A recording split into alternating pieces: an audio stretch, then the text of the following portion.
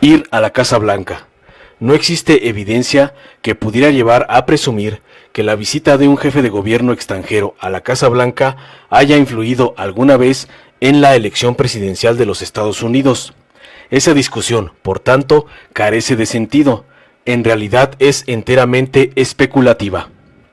La visita de Andrés Manuel López Obrador a Donald Trump podría ser parte de una relación normal entre los jefes de gobierno de ambos países.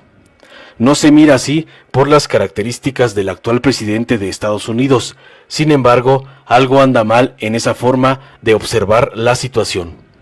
A pesar del discurso antiinmigrante y antimexicano de Trump, el actual gobierno estadounidense ha deportado menos mexicanos que Barack Obama durante los 2 peores años de la administración de este, quizá debido a la creciente falta de cooperación de muchos gobiernos locales en las cacerías de migrantes sin visa.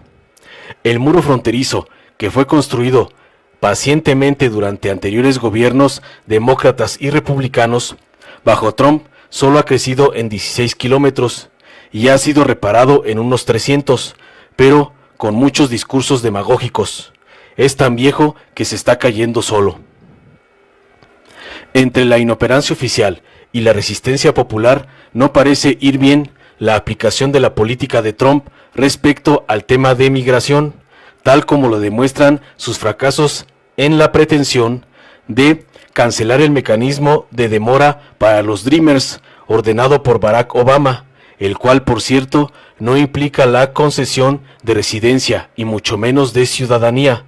A esos extremos nunca llegó aquel presidente. El protofascista Donald Trump ha realizado 2 acuerdos con México, la reforma del Tratado Comercial Trilateral y el relativo a la migración centroamericana.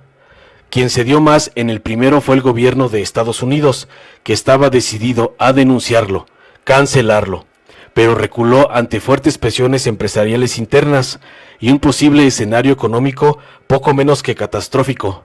Gran parte de la oposición demócrata no quería seguir con el tratado, nunca apoyó el TLC desde 1994, por lo que algunos de esos diputados al final pusieron sus condiciones en el nuevo TEMEC. Quien cedió más en el segundo fue México, ante la amenaza de imponer aranceles generalizados al margen y en transgresión del TLC, ya que el gobierno mexicano no deseaba asumir la estancia en la frontera sur de los solicitantes de asilo a Estados Unidos y no quería confinar migrantes en el sureste del país. Recién, un tribunal estadounidense declaró ilegal mantener en un tercer país a los migrantes que buscan asilo en Estados Unidos. El día menos pensado, un tribunal mexicano declarará inconstitucional impedir a los migrantes el libre tránsito dentro del territorio nacional. Ambos acuerdos no significan victorias resonantes de ninguna de las partes, porque son abigarrados. Aunque el pacto comercial es formal y será más duradero, a diferencia del acuerdo migratorio respecto de América Central, que es endeble y de circunstancia. La promesa electoral de Trump fue cancelar el TLC, pero era demasiado perjudicial para su país, así que el déficit comercial de Estados Unidos con México se mantendrá, ya que su revisión sería producto de otros factores económicos, pero no directamente del nuevo tratado TEMEC. Otra promesa electoral de Trump fue concluir el muro fronterizo, cuyo costo sería cubierto por México, aunque este todavía no lo sabe, decía Trump entonces. El muro no crece, pero las obras de mantenimiento se han pagado con fondos presupuestales de Estados Unidos, pues los diputados demócratas le han autorizado a Trump algo de dinero, ya que a fin de cuentas la barrera también es de ellos. El resto de los fondos se los ha quitado las Fuerzas Armadas, de manera ilegal, dice la sentencia de un tribunal federal de Washington. En resumen, un fracaso. Ahora está empezando a levantar un muro electrónico, una alarma, mucho más barata y menos contundente. La antipatía de México, en su mayor parte hacia Donald Trump, no es algo personal, sino de carácter político. Ese presidente tiene un discurso hostil y realiza actos odiosos. Sin embargo, no le ha ido muy bien en su política supremacista, como ya se está viendo en el repudio al lacerante racismo, pero también en las relaciones comerciales con el resto del mundo, su guerra comercial que, según había dicho, siempre será más barata. El anterior presidente, Enrique Peña, tuvo que cancelar 2 veces su visita a la Casa Blanca ante la insistencia demagógica de que México iba a pagar el proyecto de alargar el muro, lo cual, naturalmente, no admitía discusión. Trump ya se la había hecho a Peña en ocasión de la invitación de este a Los Pinos. De regreso a su país, el candidato republicano afirmó que México sí iba a pagar el fabuloso muro. En Estados Unidos, nunca en la historia ha habido un presidente que tuviera genuina simpatía por México. Franklin D. Roosevelt es, quizá, el único que podría considerarse como algo amigable. Esto no se debe a las personas, sino a los intereses estadounidenses del momento, los cuales son, se sabe bien, aquellos que corresponden a la gran burguesía norteamericana. En el fondo, este no ha sido nunca principalmente un asunto nacional, sino de clase. La visita de AMLO a Washington, cuando en Estados Unidos, México y Canadá se ha promulgado y ha entrado en vigor el nuevo acuerdo comercial, a jalones, como todos, no debería verse como algo peligroso, indebido, inoportuno, entreguista o sospechoso. Está claro también que la conversación no versará solo sobre el tema del TEMEC, sino que puede ampliarse a cualquier otra cosa. Recién ha dicho el secretario de Estado de Estados Unidos que Washington espera que México colabore en el establecimiento de instituciones democráticas en Venezuela.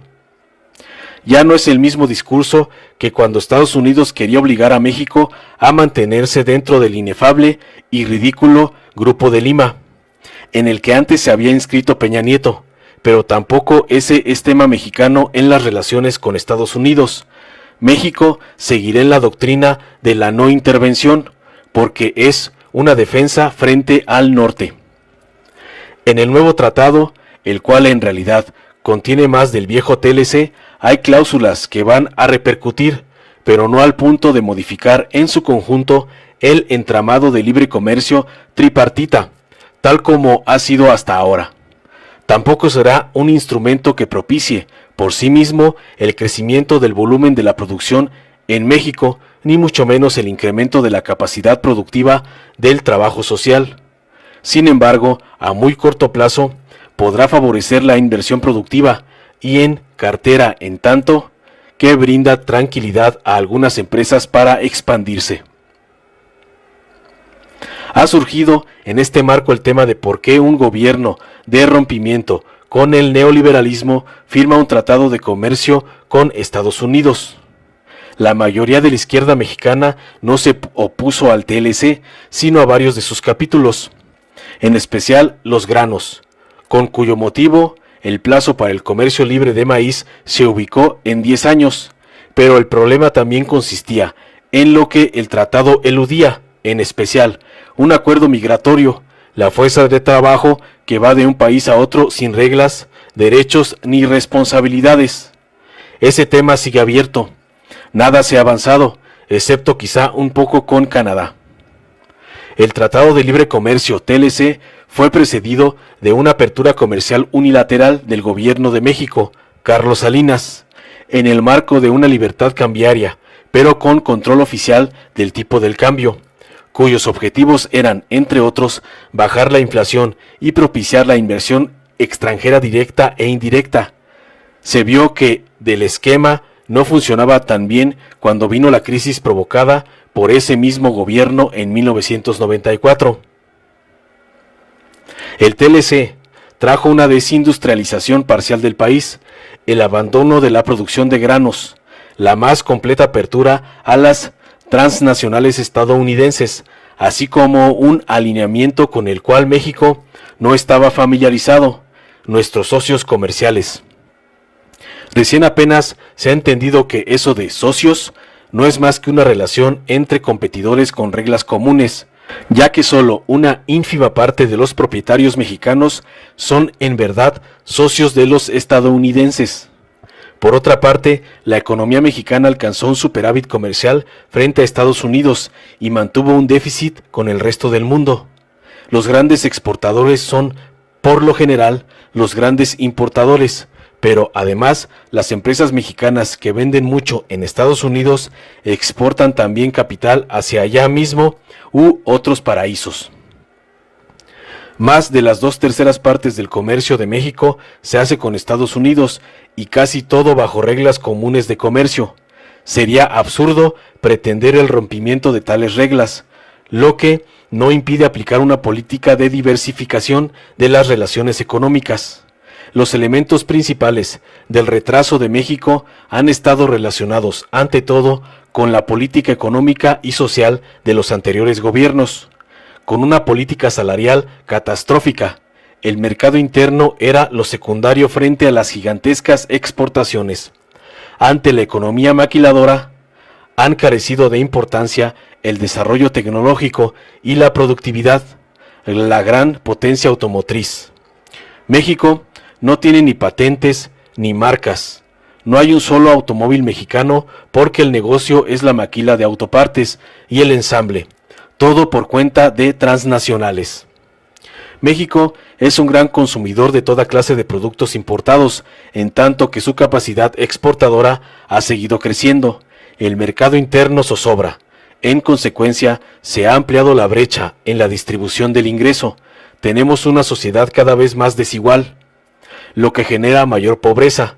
Además, el empleo formal es ya menor que el informal, el cual se caracteriza por su ínfima productividad.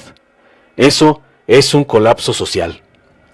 Este resultado no es de la entera responsabilidad de los sucesivos gobiernos neoliberales, sino también de la clase dominante y especialmente de sus capas hegemónicas, oligárquicas. La gran burguesía mexicana carece de proyecto nacional propio, vive del Estado y de la vecindad. No merece dominar en una sociedad como la mexicana, que tiene historia, identidad, geografía y demografía. La relación entre México y Estados Unidos posee, entre otras, la característica de una presencia dentro de este último de varios millones de mexicanos. La cultura de México está cada vez más presente en Estados Unidos, pero no por la influencia de los medios, sino debido al influjo de una nación que se expande hacia el norte. Por más horrible que parezca el actual inquilino de la Casa Blanca, bajo cualquier presidente de Estados Unidos van a seguir los problemas en las relaciones entre ambos países y sus interminables complicaciones. No está a la vista, aunque tampoco se mira tan lejana, la llegada de un presidente socialista democrático como sería el senador Bernie Sanders. Por lo pronto, tenemos que enfrentar la disputa presidencial estadounidense con sensatez política y con la persistencia en los cambios que se están iniciando en México. ¿Para qué rehusar la invitación de Trump? ¿Qué le brindaría al presidente de México aparecer indignado, distraído o disimulado? El pretexto de la visita es la entrada en vigor del nuevo tratado.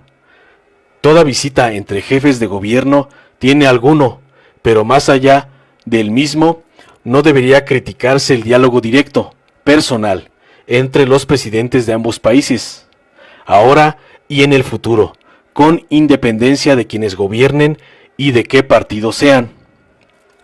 El trato entre los presidentes de ambos países siempre ha sido algo normal, aunque no tan frecuente. Ernesto Zedillo visitó 4 veces a Bill Clinton. Vicente Fox se reunía con George Bush en su rancho de Texas.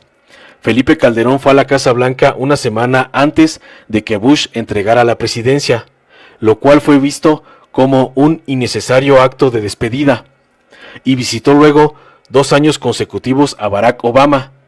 Enrique Peña llegó a ir cada año a ver a Obama al final del mandato de este. Esas visitas se antojan escasas entre mandatarios de países vecinos. El trato intergubernamental, lo sabemos, se realiza con frecuencia en niveles intermedios, pero los jefes de gobierno deberían verse más y no solo usar el teléfono como se acostumbra desde finales del sexenio pasado, y lo que va del actual. Hay que olvidar la parafernalia del poder e ir a lo concreto en las relaciones internacionales. Hacia allá está yendo el mundo. Informó Mr. Politicón, nos vemos el próximo video. Si te gustó, dale like, compártelo, suscríbete y activa la campanita para recibir las notificaciones de nuestro canal.